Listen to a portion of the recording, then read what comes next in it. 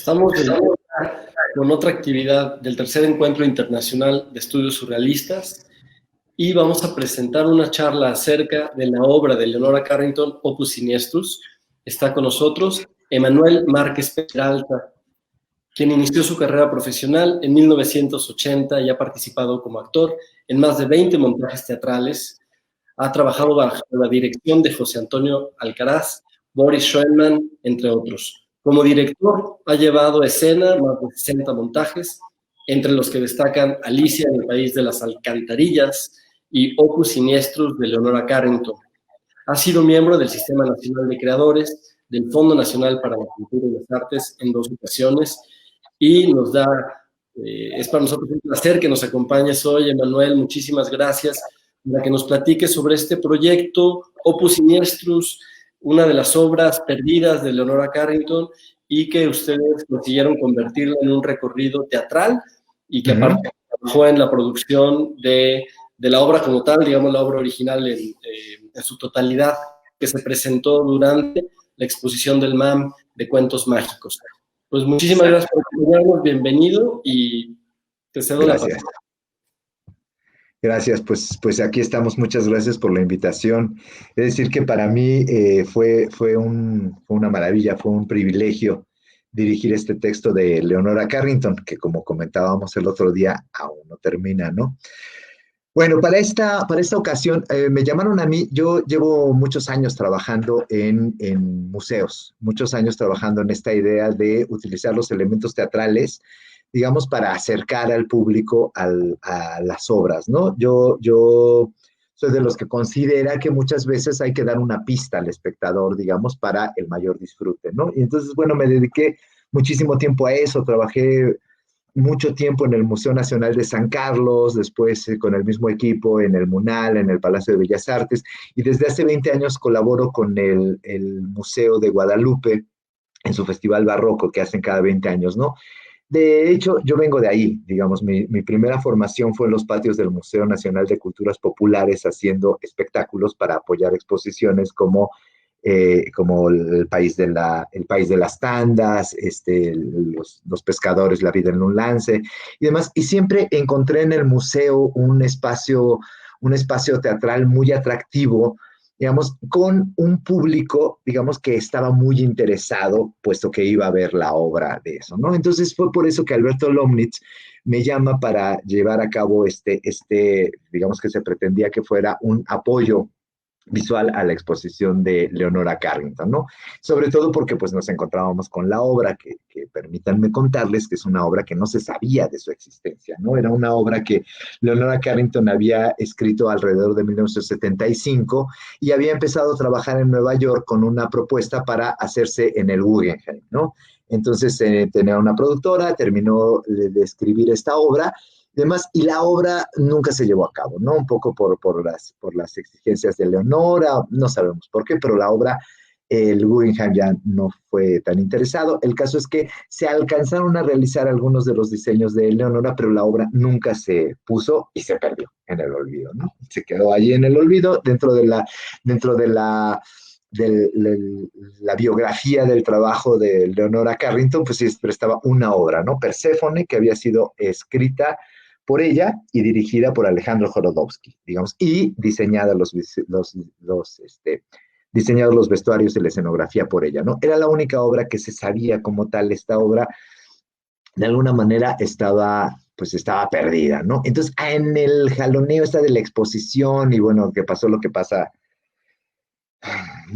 muy seguido en México, que había un presupuesto para la exposición, pero ahora se recortó el presupuesto para la exposición, pero de todos modos había que hacerla, etcétera. En esto aparece que hay una mujer, Joan Politzer, que era la productora de este espectáculo y que tiene no solamente los diseños, sino esta obra, ¿no? Y entonces, bueno, manda esta obra en inglés, se traduce la obra, la traduce Alfredo Michel, hay como muchísimo interés, ¿no? Pues es un juguete, es maravilloso, es la obra de Leonora Carrington, ¿no?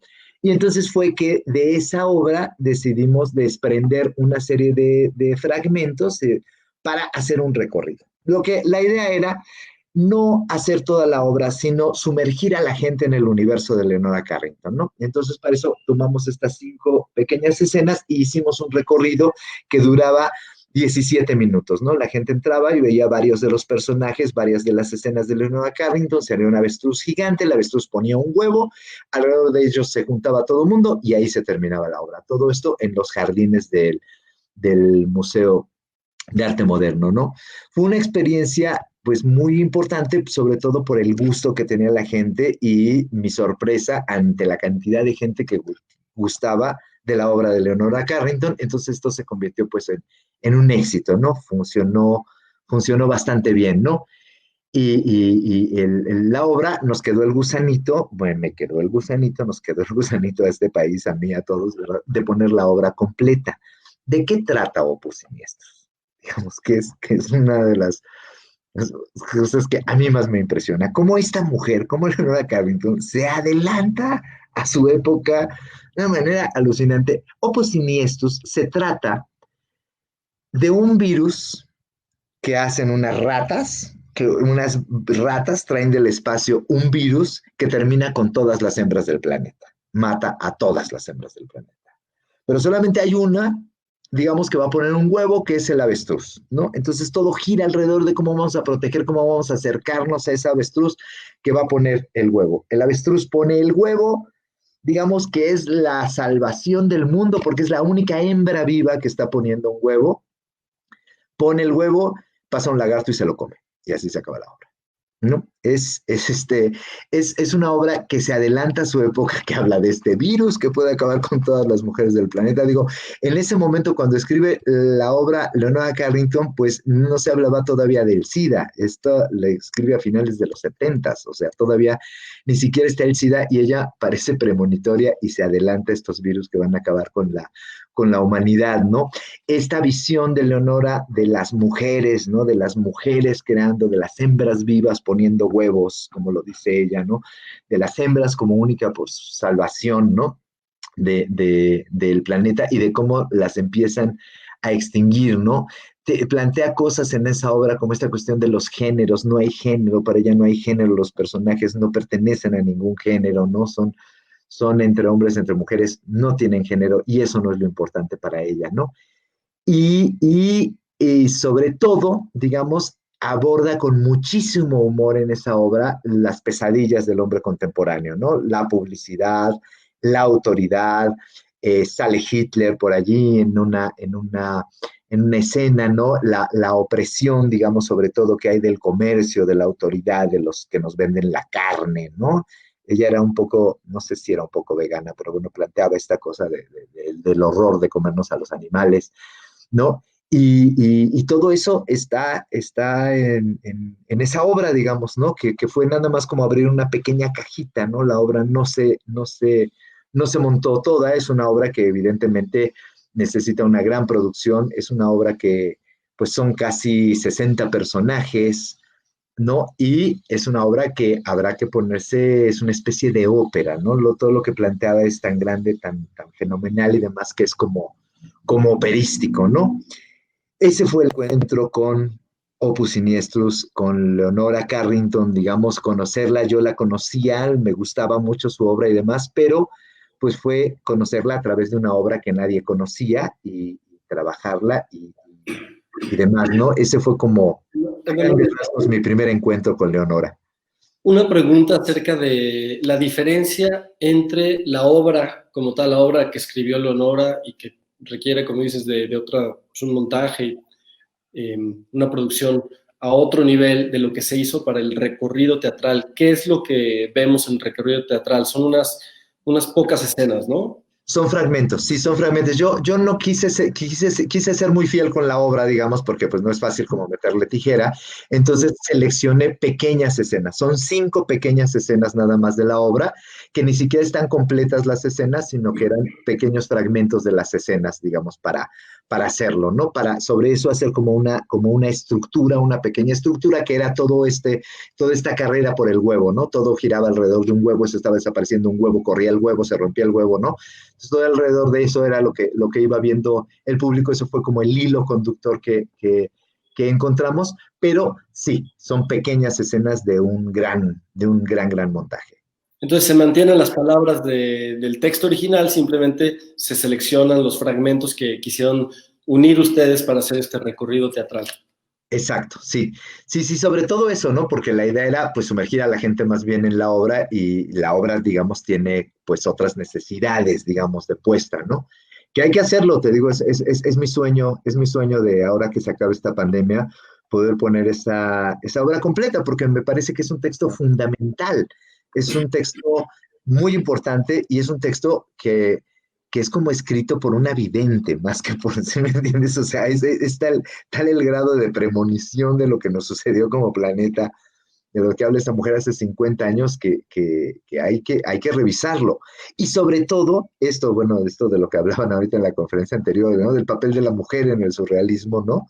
O sea, cómo Leonora con esto entra de golpe, ¿no? De golpe a situar este papel de la mujer dentro del surrealismo, cómo escribe una obra en donde los papeles protagónicos son mujeres, donde los que pueden salvar al mundo son mujeres, donde todo es alrededor de las mujeres, en un plan, digamos, en el cual le devuelve a la mujer su dimensión real de guerrera, de luchadora, de madre, de tierna, de compañera, ¿no? Es una mujer muy completa, como dicen que era ella, ¿no? Que era una mujer que era muy buena madre y que además hacía muy buenos guisados y además cuidaba a los hijos y además pintaba, ¿no? Sí, con Eso un es bebé en una mano y con el pincel en la otra, decía. exacto, ¿no? Y es un tema recurrente en la obra de Leonora, ¿no? Por ejemplo, aquí en el museo tenemos un cartel, un póster que hizo para Mujeres Conciencia, donde está una nueva Eva regresándole a la Eva bíblica, a la manzana, como diciéndole, esto que me diste, la responsabilidad del pecado original, ahí te va de vuelta, yo no lo quiero, ¿no? Entonces, un Claro, rechazo completo pues a ese rol asignado claro. y que ella busca recuperar esta idea de una diosa anterior al patriarcado, ¿no? Y acá es más bien una visión al futuro, apocalíptica, eh, pero no es el mismo ¿no? El problema, digamos, del papel de la mujer y de la necesidad de la mujer, digamos, Sí, como una guía, como alguien que pueda rescatar una situación que en este caso de esta obra pues se ve insalvable, ¿no? claro. Y además como la mujer como vidente, como guía, como bruja, como madre, como, ¿no? Eso es lo que es muy impresionante de esa obra, ¿ves? Que es un recorrido, digamos, por todas las mujeres que vivían dentro de Leonora, que es bien interesante, ¿no? Que es muy padre porque es como muy completo, ¿no? Entre todas estas discusiones que surgen ahora sobre el feminismo, etcétera, cómo debe ser la mujer, ella nos plantea una mujer entera, íntegra, completa, buena, pero al mismo tiempo mala, ¿no? Perversa, pero al mismo tiempo inocente, ¿no? Este universo, digamos, de mujeres que plantea Leonora es lo que yo creo que es muy importante. Lo que a mí me pareció, cuando yo leía la obra, ¿no? Lo comentábamos con Alberto Lomnis y decíamos, es que esta obra parece que la escribieron este año, ¿no? No es posible que esta obra se haya escrito antes, ¿no? Todo este discurso que hace ella sobre la mujer. Y la obra se escribió en 74 y el 75 fue el Año Internacional de la Mujer, ¿no? O sea, iba adelantadísima, ¿no? A todos esos planteamientos. Es lo que a mí me parece como muy importante, ¿no? Yo encontré además otra cosa al poner a Leonora, esta cuestión acerca del surrealismo, ¿no? O sea, ¿por qué? ¿Cómo te puedo decir? Yo descubrí, es a lo mejor una cosa muy tonta lo que voy a decir, ¿no? Pero descubrí por qué Leonora era surrealista, ¿no? Porque todo lo que tenía que decir no lo podía decir de otra manera si no era por el surrealismo. Todo ese universo que ocupaba, lo único que por lo cual lo podía transmitir era a partir del surrealismo, ¿no? Ella estaba muy adentrada. Dentro de la obra, por ejemplo, también está esta obsesión de Leonora de los rituales, ¿no? Los rituales, hay un brujo africano, ¿no? Hay un vidente, hay un astrólogo, hay un astrónomo, ¿no? Siempre esta relación con los mitos, como esta posibilidad de acercarse a la realidad por medio de la magia, y en la obra da resultado, ¿no? Los magos son los que le dicen a Nina, el personaje principal, qué es lo que tiene que hacer, ¿no? Hacia dónde se tiene que que dirigir. Y se vuelve una cosa muy importante, muy padre, porque no es la cuestión de seguir el consejo del mago, sino de seguir el instinto de la mujer, ¿no? Seguir nuestra corazonada, seguir nuestra intuición, ¿no? Que eso, pues, es lo que a mí me parece la gran lección de esa obra, ¿no? No creas cosas más que en tu intuición, en lo que tú mismo sospeches que pueda suceder. También hay una cuestión del sentido del humor tan particular que tiene Leonora y que justo ahora que hablabas de la magia, pensaba en cómo tanto ella como Remedios Varo utilizaban el humor como una especie de, vamos a decir, de filtro, donde se tomaban las cosas en serio, pero hasta cierto punto. Entonces, por ejemplo, hay una carta de Remedios que le dirige a una autoridad en magia, creo que en Inglaterra o en Estados Unidos, y entonces le envía una carta donde le explica que debajo de la casa hay un volcán y que está empezando la humareda y que no quiere que esa energía se disperse, pero también está el riesgo de la explosión del volcán, pero todos se lo ponen en un tono como si fuera algo real, ¿no? Como me encontré un libro muy interesante, lo que sea, nunca dicen que es una broma, pero obviamente hay un elemento como de broma y no broma, como que sí creen en la magia, pero también es una tomada de pelo. Sí. Y más interesante aún es, creo que en todo este asunto de la magia y el hermetismo, siempre hay un nivel superficial en el que las cosas pueden parecer un poco creíbles, pero a veces se habla de otra cosa, que es el verdadero sujeto de la conversación. Por ejemplo, como en la alquimia se habla de la transformación de la materia para hablar de la transformación espiritual de la persona. Entonces, a mí me parece que todo el tiempo Leonora nos tiene muy atentos porque no sabemos si nos está hablando en uno u otro nivel o al burlarse de algo en realidad nos está diciendo algo muy serio que es lo que quiere realmente que comprendamos o que nos acerquemos a ese tema, que lo reflexionemos. Claro, y es bien padre esto que mencionas del sentido del humor, porque es tan inglesa. Ella finalmente es tan inglesa, su humor es tan inglés, es como tú dices, es una cosa tan seria, lo plantea como una cosa tan terminante, tan seria, que lo convierte en algo muy, muy interesante y lo lleva a unos niveles insospechados, ¿no?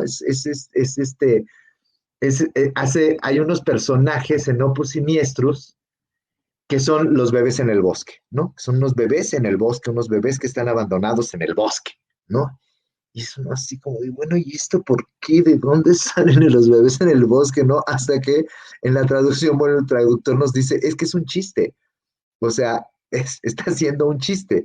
En inglés, digamos, en Inglaterra, se utiliza la expresión bebés en el bosque, no, babies at the wood, como algo de desesperación, ¿no? Cuando alguien ya está perdido y demás, es como un bebé en el bosque, ¿no? Y entonces esa es una expresión en inglés, pero ella construye toda una escena y unos personajes y ahora hace una cosa sobre ese chiste, digamos, sobre esa expresión increíble, ¿no? Construye una serie de cosas y es padrísima.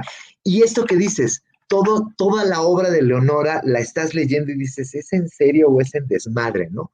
O sea, porque habla de los brujos y las soluciones que dan los brujos y que si los virus vienen y los traen unas ratas y las ratas festejan que han traído ese virus y, ¿no? Entonces uno nunca sabe, digamos, ahora sí, si es en serio o es en broma. Y creo que ese punto, Leonora, además creo que en México lo desarrolló al máximo con lo ingenuo que somos los mexicanos y con los que vivimos, creo que lo llevó al máximo, ¿no? Y es muy importante porque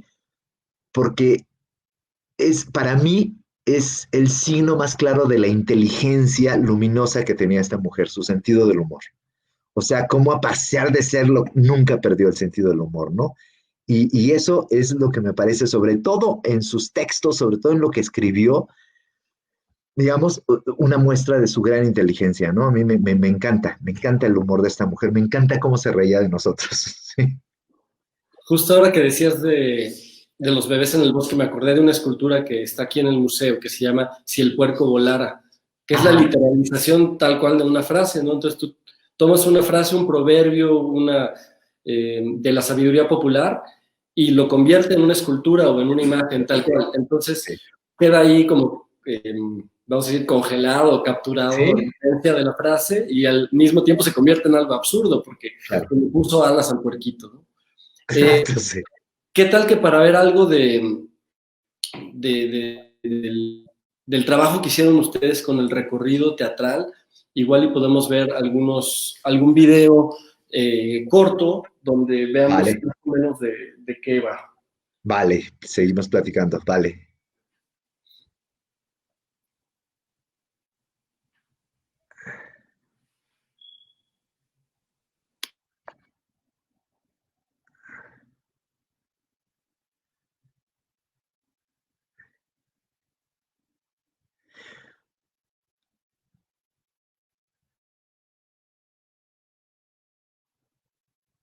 Son algunas fotografías de la puesta.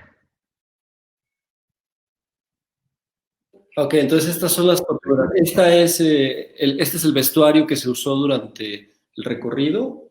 Ese es el vestuario que si me permiten enseñarle a quienes nos están escuchando, los diseños que andan por allí, fue muy interesante. Para esta puesta en escena, déjenme contarles que, como siempre, lo que les contaba un poco mira, váyanlos pasando y podemos seguir hablando mientras los vemos, ¿verdad? Ok, perfecto, sí. Estos diseños digamos, bueno, vuelvo a lo de la obra, ¿no? En un principio la obra, por sus características, lo que te decía del presupuesto y demás, se pensó que se hiciera con alumnos de la Escuela Nacional de Arte Teatral y que fuera diseñada, realizada y demás por los alumnos de la Escuela Nacional de Arte Teatral. Esto no fue posible bueno, por cuestiones de horarios con los actores, etcétera, etcétera. Entonces se contrataron a un grupo de 10 actores recién egresados de la ENAT y para el vestuario y los títeres se llamó a quien es la maestra, la directora de esa área, a Estela Faguaga, quien condujo a cuatro de sus alumnas, que son las autoras de estos diseños. No, que había que diseñar, que había que inspirarse en Leonora Carrington para llevar a cabo estos diseños. Sin embargo, digamos, no se podía, digamos, tomar tanto la estética de Leonora Carrington, ¿no? Sino que había como un poco que jugar con ellas. Y ellas hicieron un trabajo estupendo porque además había que hacerlo móvil.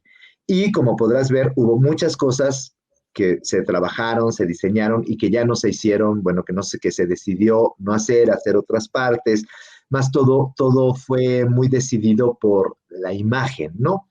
Por ejemplo, esta imagen que estamos viendo, ¿no? Que es una imagen que aparece en muchos cuadros de Leonora, ¿no? Estos caracoles gigantescos y demás, bueno, había que resolverlo porque había una mujer que cantaba dentro de un caracol, entonces fue que se hizo este trabajo que a mí me gustó mucho porque estas chicas pues lo desarrollaron un poco con el reto de que iba a ser Leonora Carrington, pero pues que había que hacerlo teatral, había que hacerlo funcional y demás, y entonces estos fueron el trabajo de diseño que hicieron estas chicas, ¿no?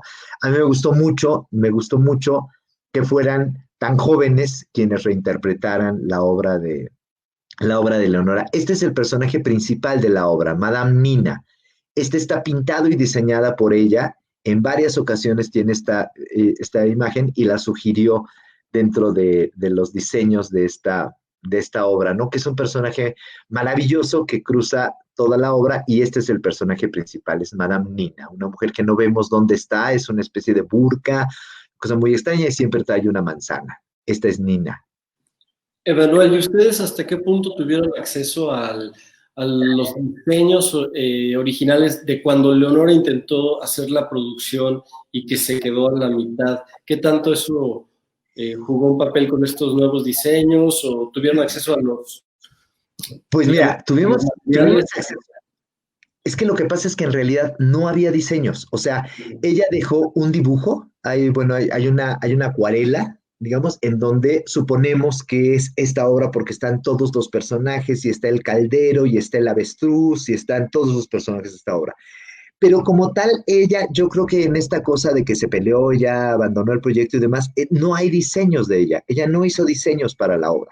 Lo que hay son unas máscaras que se realizaron, que son los que trajo Joan Politzer a esta exposición. que estuvieron expuestas allí, pero no hay diseño como tal de esas piezas, no hay diseño, sino que está la construcción directa y no las construyó ella, sino que las construyó una persona, una artista plástica en Nueva York, ¿no?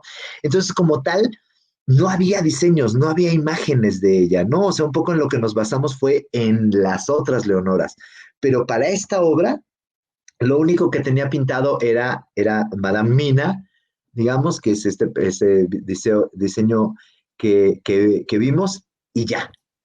No había Es diseño. Madame tienen más que ver con, digamos, el cuadro del ancestro que con cualquier otra cosa así como Exacto, específicamente para Opus, ¿verdad? Ok, ya. exacto. Sí, Entiendo. sí, no había, hubo como que reinventar, cosa que hizo muy atractivo para mí el proyecto, ¿ves? Porque pues pudimos reinterpretar y sobre todo hacerlo más teatral y más vivo toda la obra de ella, ¿no? Además que fue un trabajo muy padre porque fue un trabajo de experimentación y de búsqueda de las chicas, ¿no? De las chicas que hicieron esto, ¿no? Al final casi todo fue hecho y realizado por ellas y solamente el avestruz lo construyó Iker Vicente, un gran artista plástico y titiritero, pero todo lo demás lo hicieron ellas, ¿no? Y funcionaba bastante bien. Esta producción he logrado que esté junta todavía, que todavía esté junta, que esté toda para la posibilidad de utilizarse, ¿no? Para poderse poner la obra en cualquier momento, la obra sigue junta, porque además, pues es un material al cual no se le puede dar el mismo uso que se le puede dar a todos los diseños todos los vestuarios en Bellas Artes, porque finalmente pues están inspirados y hechos por Leonora Carrington, donde nos ponía trampas como esta, la rata, ¿no? Construyete una rata gigantesca que hable, que cante y que baile. Eran estas cosas así como muy, muy complicadas que hizo y pues tuvimos que trabajar mucho para poderlas hacer teatral y que le cupiera un actor y que se viera como ella quería. Emanuel, ¿y qué hay de la música? ¿Cómo fue el proceso? Porque el recorrido teatral también tiene una musicalización. Eh, ¿De dónde viene esta música? ¿Cuáles fueron sus fuentes de inspiración? ¿Quién la compuso? Porque además, si te fijas, casi toda la obra lleva música de fondo, o sea, la obra dura 17 minutos y son 14 minutos de música. Casi toda la obra lleva música. Cuando no hay música grabada, hay música en vivo con tambores y demás. La música la hizo Alberto Rosas, que es un gran compositor de muchísima música para teatro, y, y la basamos en, digamos, lo que las pocas informaciones, la basamos en Carmina Burana. A ella le gustaba mucho Carmina Burana. Nos dijeron que le gustaba mucho Karloff, digamos, en general, no solamente Carmina Burana, sino Kathleen Carmen y demás, y que a veces ponía esa obra y ponía esa música para relajarse, ¿no? Imagínate Carmina Burana para relajarse, lo que ponía Carmina Burana para relajarse y pintar. Entonces, inspirado un poco en la cuestión musical de Carmina Burana, en esta cosa de los coros o de los cambios abruptos de la música, es que Alberto Rosas diseñó la música, ¿no? Y al encontrarnos con la música, con las piezas de la música, en muchas partes de la obra dice como ópera. No, canta a la manera de un tenor de ópera, como si fuera una escena de ópera. El caso es que cuando Alberto y yo veíamos toda la obra, decíamos, esta mujer lo que quería era escribir una ópera, o sea, casi toda la obra, y además el lenguaje que tiene es muy operístico, digamos, son cosas así como muy terminantes, como frases muy hechas y demás, ¿no? Entonces, un poco nos basamos en esa idea operística, en esta cosa de Karloff y demás, bueno, sobre todo Alberto, para construir la música y no nos quedamos con las ganas y hubo una escena de ópera, ¿no? Una escena en donde cantan el doctor y la rata y que lo construimos un poco como escena de ópera. Y si la ponemos la obra, estoy seguro que vamos a quererla hacer como ópera, ¿no? Creo que ahí hay un material muy importante para hacer una ópera con esta obra. Además, como que lo plantea, no una ópera en el sentido un poco en el que la conocemos, de ópera romántica, además, no, sino verdaderamente una ópera contemporánea, ¿no? Que además es lo que a ella le gustaba, o sea, Karloff es el truene, es el cambio de la música, de concierto, ¿no? Plantea toda otra forma de hacer música y eso es lo que a ella le gustaba, ¿no? Entonces, el reto era muy grande, pero es muy atractivo, ¿no? Hacer una ópera como en estilo de Karloff, digamos, y además mexicano, ¿no? Porque además pues, a Leonora se le cuela por todos lados lo mexicano. Mira, estas son las ratas, es la rata y el doctor, ¿no? Que estos son los que cantaban que estaban distribuyendo un virus que atacaba a todas las mujeres del planeta, ¿no? Y Y el recorrido teatral se puede ver completo, ¿no? En las redes, es se fácil. puede ver completo, sí, sí, sí, sí, búsquenlo, Opus Siniestros, Museo de Arte Moderno, Opus Siniestros por Emanuel Márquez, y está el video, un video muy lindo que hizo, creo que es este, son imágenes de este que hizo la Coordinación Nacional de Teatro, hizo un video muy, muy lindo, muy bien hecho, muy bien editado, que hicieron durante varias funciones, que es este, que lo pueden ver completo, ahí pueden ver el recorrido completo, y pues bueno, disfrutarlo de alguna manera, como lo vivió la gente, ¿no? Nos comentabas que además se le prohibió a nadie usar el celular, ¿no? Durante el Claro, recorrido. Para... claro. Sí, sí, todos esos pájaros que ves ahí, al principio llega la gente, bueno, quienes vean todos el video, y eran recibidos por estos pájaros, ¿no? Por estas aves que cantaban y que nos llevaban a todo este mundo animal que siempre manejó Leonora, ¿no? Y entonces desde el principio les decíamos, no se puede tomar video. No, les argumentábamos que por cosas de derecho de autor y demás, porque además la gente iba a ir caminando y la gente cuando empieza a consultar el celular se vuelve tonta, se vuelve torpe, se tropieza, no ve, deja de ver, deja de pensar, ¿no? Entonces, nosotros les decíamos que no. Entonces, si alguien sacaba el celular, los pájaros la atacaban y le quitaban el celular, ¿no? Digamos, un poco la negociación con el público era, por favor, apaguen, guarden sus celulares estos 15 minutos, no tomen fotografías, ¿no? Vívanlo ustedes con sus sentidos, con sus ojos, y al final, cuando nosotros les digamos, entonces pueden sacar sus teléfonos y pueden sacarse fotografías y etcétera, ¿no? Y así lo hacíamos y funcionaba muy bien, ¿ves? Bueno, siempre hay la gente que cree, ya ves, que el Instagram convirtió a todo el mundo en un fotógrafo, entonces que sentían que tenían la necesidad de que alguien más viera eso, llegaban y le arrancaban el celular y se acababa. Y funcionaba bastante bien, fíjate, porque la gente pues se concentraba, digo, es muy difícil para un director de teatro estar diciendo lo que digo, pero es que ya tienes que luchar contra los teléfonos celulares, la gente los consulta cada 10 minutos, esté en función o no esté. ¿No? Entonces aquí fue una cosa que a mí me gustó mucho hacer, ¿no? De que nadie lo podía ver, nadie lo consultaba hasta el final, ¿no?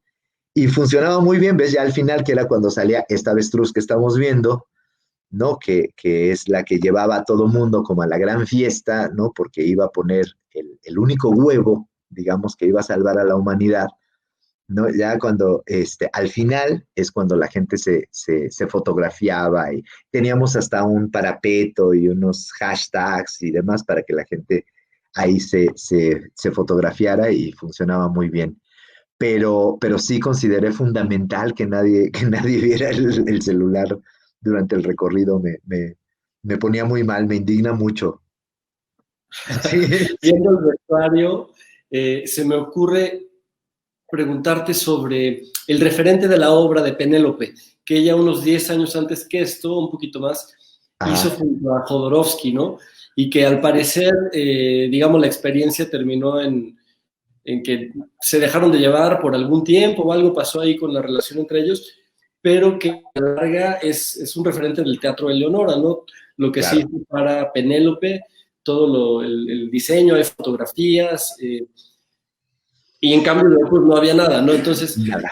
usaron mucho de Penélope. Sí, sí, fíjate, curiosamente sí, cuando nos encontramos las cosas, los diseños de Penélope, porque eran así como lo más teatral que había hecho ella, ¿no? Y entonces es por eso que bueno, que nos basamos un tanto en eso, ¿no?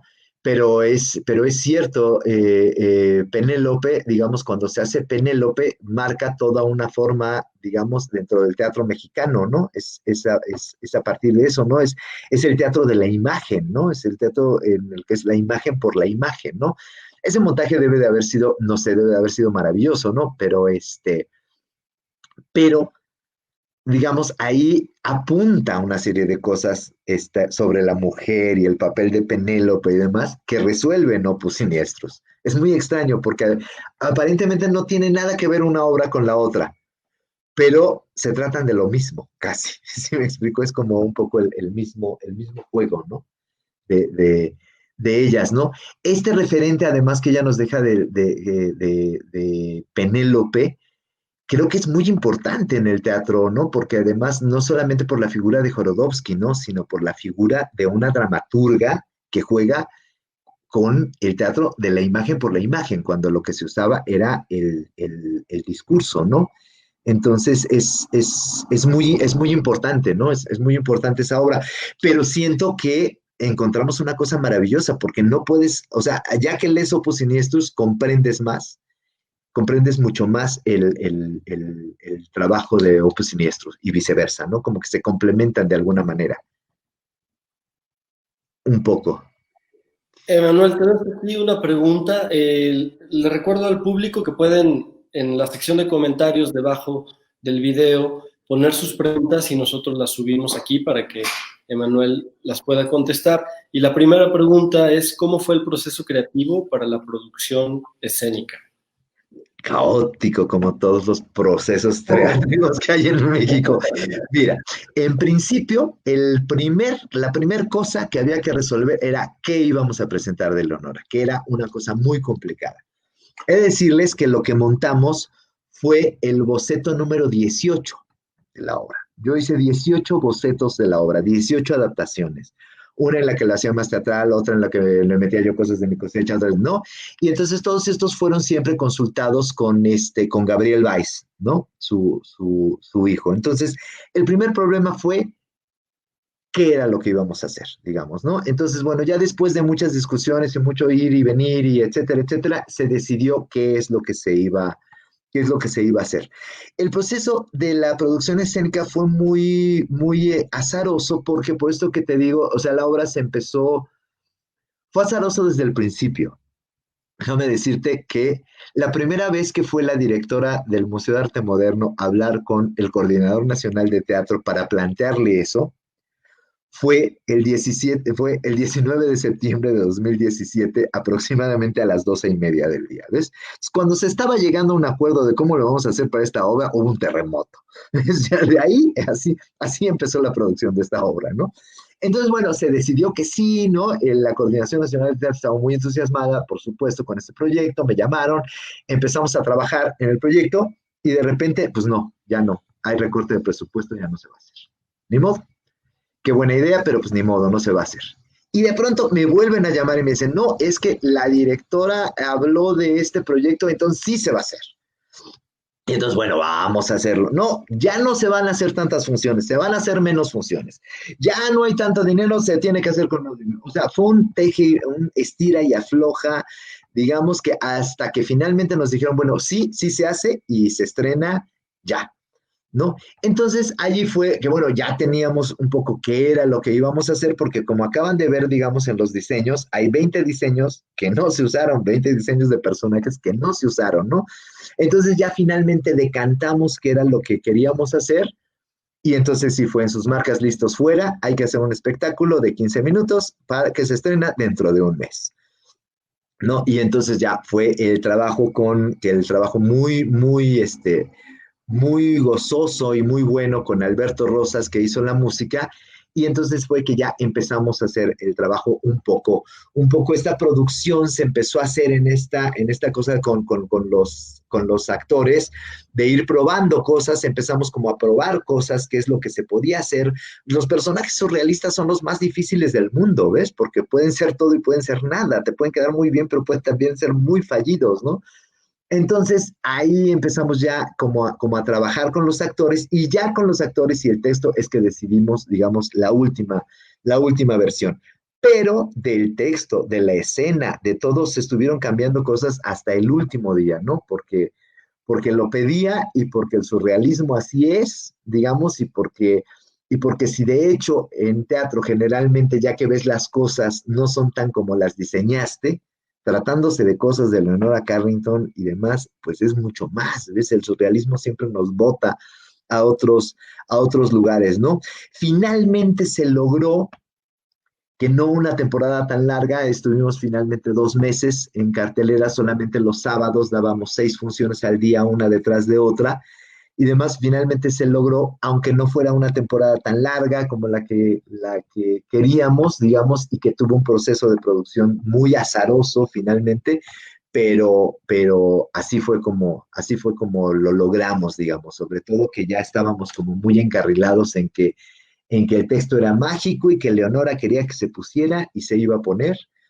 Y aunque hubo momentos como muy difíciles de la producción en ese sentido, de la economía y demás, la Coordinación Nacional de Teatro a cargo de Alberto Lomnitz y Aide Boeto, pues lograron que se pudieran reunir todos los elementos que de repente pues fueron muy complicados. Había que sonorizar todo el jardín, todos los actores tenían que traer un micrófono inalámbrico, la sonorización misma planteaba una serie de dificultades, ¿no? El mismo museo, el espacio en el que nos íbamos a presentar planteaba una serie de dificultades, no se podían tocar las esculturas, no se podían tocar ciertas cosas y demás, ¿no? Entonces sí, además era como dar función en una cristalería, ¿ves? O sea, todo con mucho cuidado por las demás piezas y demás. Fue un proceso complicado, azaroso, pero al final de cuentas muy, muy gozoso por la reacción del público sobre todo, ¿no? Que ahí a mí me comprobó que somos un pueblo surrealista, nos fascina el surrealismo. Yo nunca había visto unas colas así para una exposición o para una obra de teatro, ¿no? Eso fue algo que me conmovió y me gustó mucho, ¿no? Cómo los mexicanos llevamos a Leonora Carrington en el corazón, ¿no? Cómo hay una parte de nosotros, de nuestro surrealismo, de nuestra locura, que nos conecta con Leonora, ¿no? Ese fue lo que yo me llevé de esta experiencia, digamos, de que Leonora nos conocía muy bien los surrealistas que éramos los mexicanos. Por ahí hay una pregunta de Carla Segura Pantoja, que creo que es el seguimiento perfecto a esto, porque nos lleva a, si pudieras, si se logra montar la producción completa, ¿en qué teatro montarías la obra, no? Nosotros nos Híjole, gustaría que fuera aquí, ¿qué te puedo decir? Pero no, es, me encantaría. ¿dónde Me, la tenías me- planeado montar? me encantaría, porque además fíjate que esta pregunta es bien padre, porque no la montaría en ningún teatro. ¿Sí me explico? No la montaría. La obra, la primera escena de la obra, ella te dice que se desarrolla enfrente de las ruinas de un manicomio, que se ve al fondo un hospital, un manicomio que está destruido, y ahí es donde es la primera escena.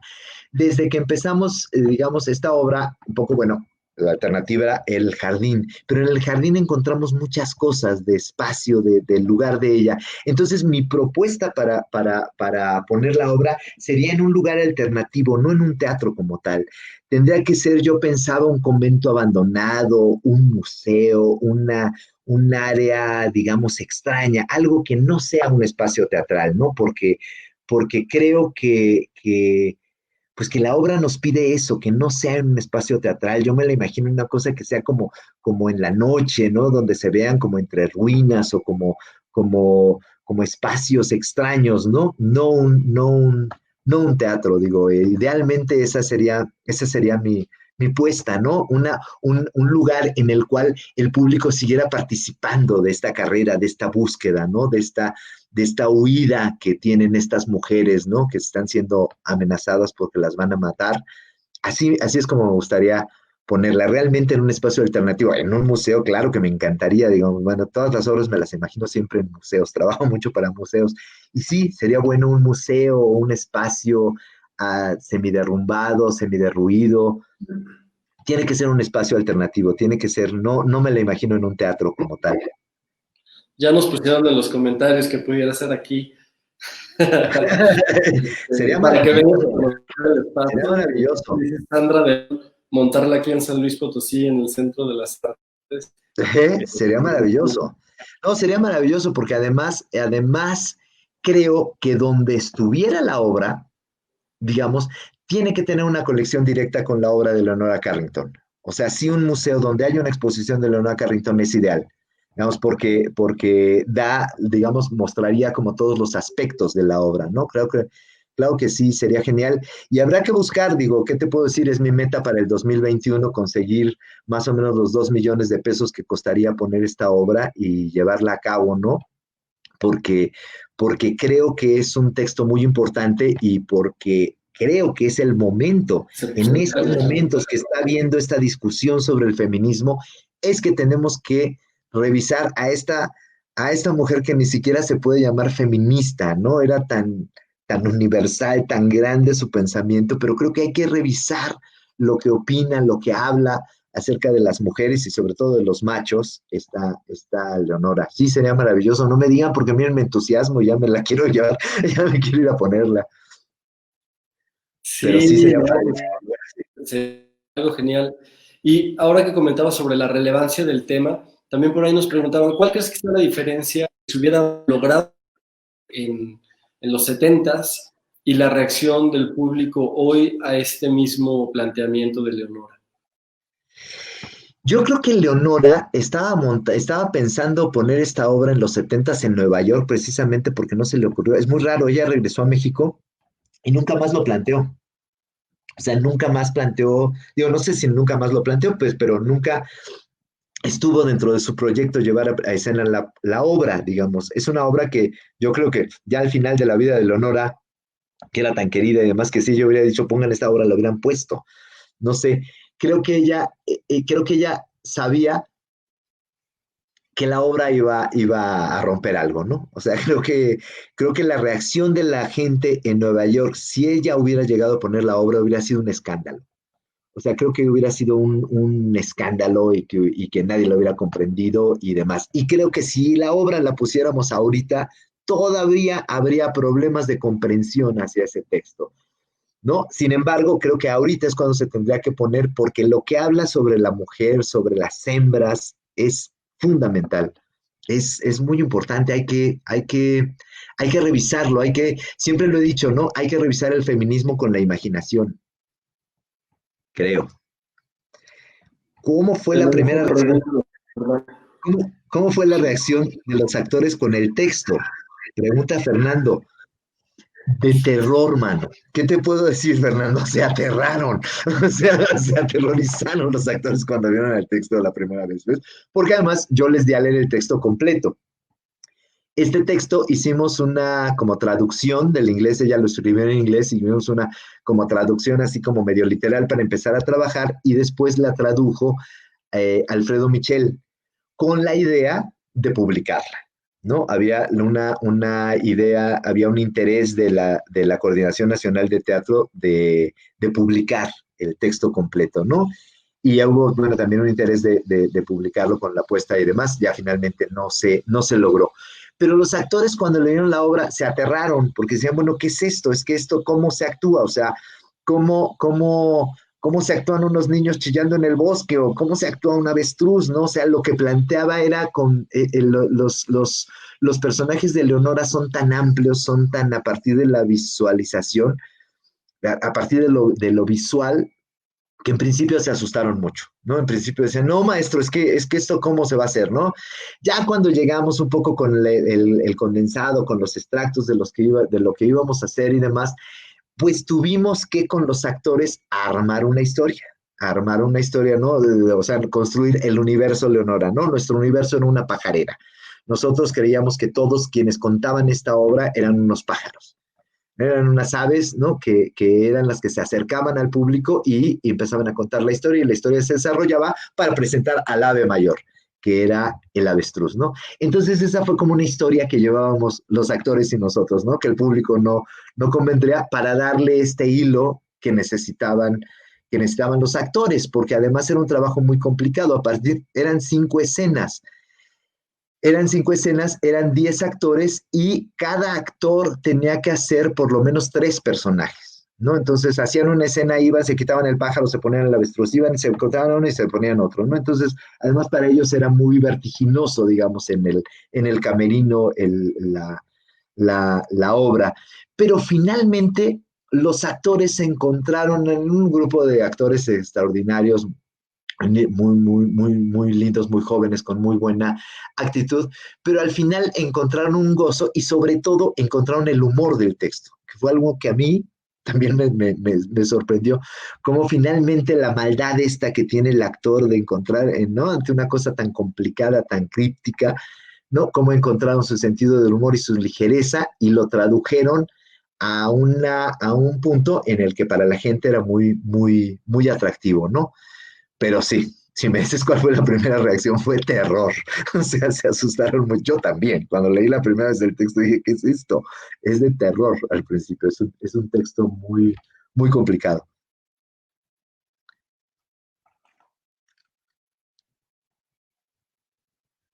Sí, es lo que yo quisiera. Es lo que yo quisiera porque además, mira, déjame decirte, Raúl, que Iker Vicente, que fue el que construyó el avestruz, pues es un gran constructor, inventor de muñecos, de títeres y demás. Mira, no es porque yo lo diga, pero esa avestruz es una maravilla, es un pájaro maravilloso, porque además de que es ligero, de que camina, abre la boca, mueve los ojos, ¿no? Corriendo. Corre el avestruz y es divertidísimo. Quedó precioso, ¿ves? Es un avestruz que está hecho con puros pedazos de palma, de palma canaria, de esta palma, con puros pedazos de eso fue que construyó Iker el avestruz. Entonces es maravilloso. Hay otras cosas que construimos, como el brujo, digamos, el hechicero y demás, que son preciosos también, que sí valdría la pena tener en una exposición. Ahora, si me lo preguntas, tiene que ser una exposición viva, porque pues los elementos de teatro, pues como tal, no son tan atractivos como la obra de ella, ¿no? Tienen que verse como en movimiento, en camino para que se entiendan, pero sí hay varias de esas cosas. De hecho, que pusimos ya en una exposicióncita que hubo así sobre elementos de teatro, pusimos algunas de las máscaras que se hicieron y de los vestuarios, y funcionaban muy bien porque sí, son muy bellas. El trabajo que hizo Estela Faguaga fue muy bueno, ¿no? Son elementos muy bellos. Y ahí están guardados, ¿eh? En el momento en el que un museo diga los queremos exponer, me avisan y vamos y los sacamos de las manos. Digo, man, están completos. Y una Oye, cosa, las máscaras que se trabajaron en la época de los setentas, que comentabas que no las fabricó Leonora, o sea, ella trabajó en el diseño original, pero después alguien más las terminó, incluso conceptualmente se ve que no son sí, completamente Leonora, ¿no? ella, sí, no. Y ya la fabricación es de alguien más completamente. Esas son las que estuvieron en exhibición en Sí. el Museo de Arte Moderno, Ah, al mismo tiempo que estaba el recorrido en la parte de afuera, ¿no? sí.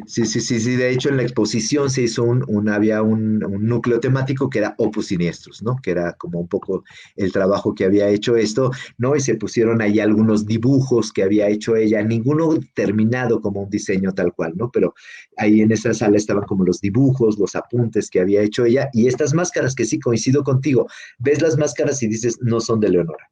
O sea, no tienen yo te diría que no son de ella, a veces eso siempre fue como muy misterioso. Yo pregunté en algún momento, ¿Leonora las vio? Y nunca me lo contestaron. O sea, yo nunca supe si Leonora las había visto siquiera, ¿no? O sea, sé que Leonora, por su carácter, por cómo era y demás, se peleó con esta Joan Pulitzer y ya no quiso saber nada y todo eso como que acabó muy mal, ¿ves? Entonces yo no sé realmente cómo terminó la cosa, pero cuando pregunté si ella había visto esas máscaras, nadie me contestó. No lo sé. Es un misterio, Es entonces. un misterio. Sí, fue un misterio. Su vida en Nueva York, lo que se iba a hacer en Nueva York era un misterio, era tremendo. Porque además se ve que trabajaba mucho en donde estaba, trabajaba, escribía, seguía pintando y demás, ¿no? Pero yo realmente quise, más bien nos basamos, Estela Faguaba se bajó más bien en los dibujos de ella, en los dibujos que había hecho un poco como apuntes sobre el texto, que en las máscaras que vimos. Las máscaras que vimos no nos gustaban mucho, eran muy poco teatrales. Realmente nosotros estábamos más una cosa que se pudiera mover, que pudiera estar. Estas eran una especie como de paletones grandísimos que eran muy difíciles de manejar, muy poco teatrales realmente. Tenemos otra pregunta. ¿Qué podrías comentar sobre el estilo surrealista de Leonora comparado con otras obras teatrales surrealistas o cercanas al surrealismo? Y que Leonora es la surrealista, digamos, la surrealista en ese sentido femenino. O sea, creo que digamos, de toda esta corriente de teatro surrealista que surge con este movimiento, tanto en Penélope como en Opus Siniestros, te podría decir que es el lado femenino del surrealismo. Creo que la diferencia que yo encontraría entre Leonora y los otros surrealistas es lo femenino. O sea, Leonora es profundamente femenina, está en todos sus gestos, en todos sus rasgos, en todo lo que plantea y además es una femineidad muy interesante, porque como te decía, no es la femineidad que nos han hecho creer que debe de ser la mujer sumisa, linda, ¿no? Sino es la fémina aguerrida que lucha, que pelea, y que está dispuesto a matar al lagarto para salvar al único huevo que viene a salvar a la humanidad, ¿no? Esa sería la diferencia que yo encontraría con otros textos, sobre todo con este tipo de performance, ¿no? Que en ningún texto, digamos, que yo conozca, debe de haber algunos que sí, pero siento que esté tan fuerte, tan clara la imagen de la mujer como en los textos de Leonora. De hecho, ella escribía por eso, o sea, pintaba muy bien, digamos, ¿no? Ahora sí que podríamos decir, no tenía necesidad, no tenía necesidad de escribir, pero si escribió, si utilizó el teatro, es porque el teatro le brindó un recurso discursivo que no le brindaba la pintura, ¿no? Y lo aprovechó magníficamente, ¿no? Porque virtió en esos textos, virtió toda su posición su actitud ante la vida, ¿no? Que era te digo, una actitud que yo ni siquiera me atrevería a definir como feminista. Ella es la primera autora no binaria que conozco, ¿no? O sea, antes de que se pusiera de moda esto de lo binario, lo no binario, para Leonora era fundamental. Leonora no tenía una concepción del mundo binaria, ¿no? Ella sabía que había hombres, mujeres y muchas cosas más en medio, ¿no? Muchas Claro, cosas. muchas figuras andróginas, y su feminismo no era tampoco como tan tajante, Claro. porque podía incluir perfectamente la actividad de la cocina, solo que la valoraba, le daba un nuevo valor, Sí, de hecho la convertía en sí, hechicería, sí, sí, sí, en alquimia. Eh, pues sí, una obra muy compleja y muy padre. Oye, y por último, yo te quería preguntar también sobre la visión de la humanidad que nos da Opus Siniestros, porque, bueno, desde el título, y luego por allá había una cita de cómo ella definía a una plaga como algo que es una amenaza para las demás especies y que está muy presente, ¿no? en esta obra. sí, te digo, ahí es donde yo digo que si esta mujer sabía algo, esta mujer sabía algo que no nos han dicho, ¿no? Porque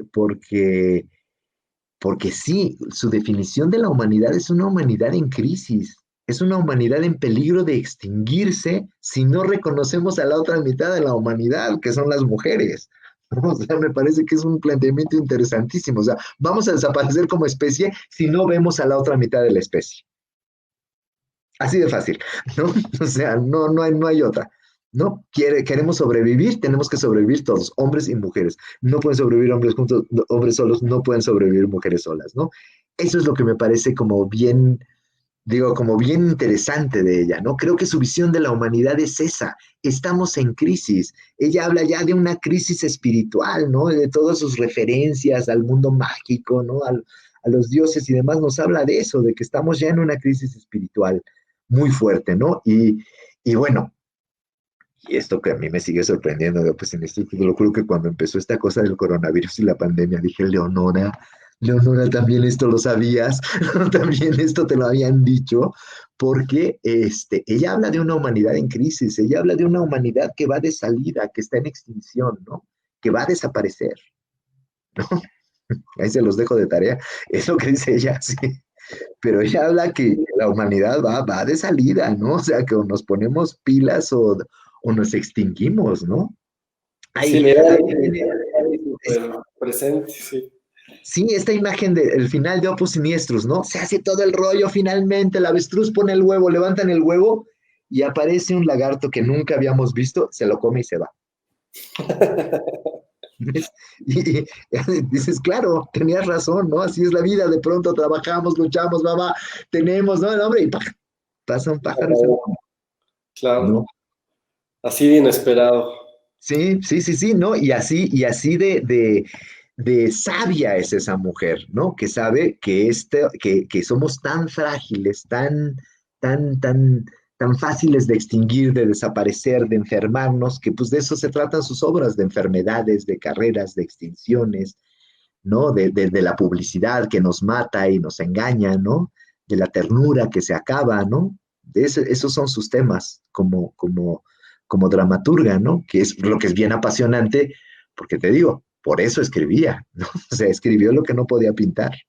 Claro, en sus cuentos también es la misma temática muchas veces, ¿no? Sí, sí, sí, sí. Todas las que mencionábamos, del poder, eh, del absurdo del amor, por Sí, ejemplo, de este jabalí que se adorna para su enamorada, o sí, Lucrecia, que es Penélope, ya cuando la hace en teatro, claro. o el arzobispo que le Sí, cuenta, le dicen que lo van a hacer mole, ¿no? exacto, sí, sí, sí.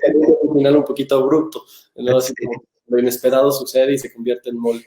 sí, exacto, sí.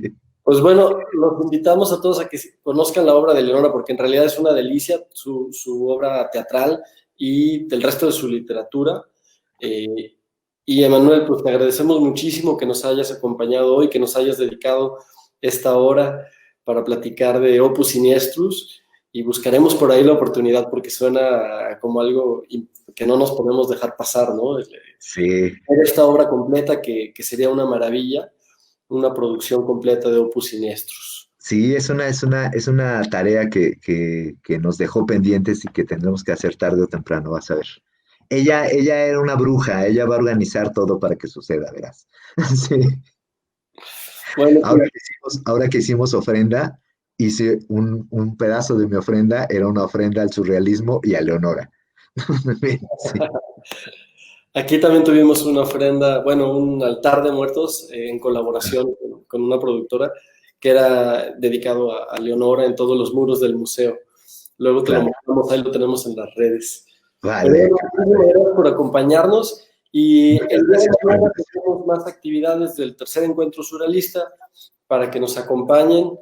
Buenas noches, Emanuel, muchas gracias de Muchas nuevo gracias, y muchas buenas gracias. noches a todo el público, gracias por acompañarnos en esta charla. Hasta luego, Iván, el video les va a gustar. Hasta luego. Hasta luego.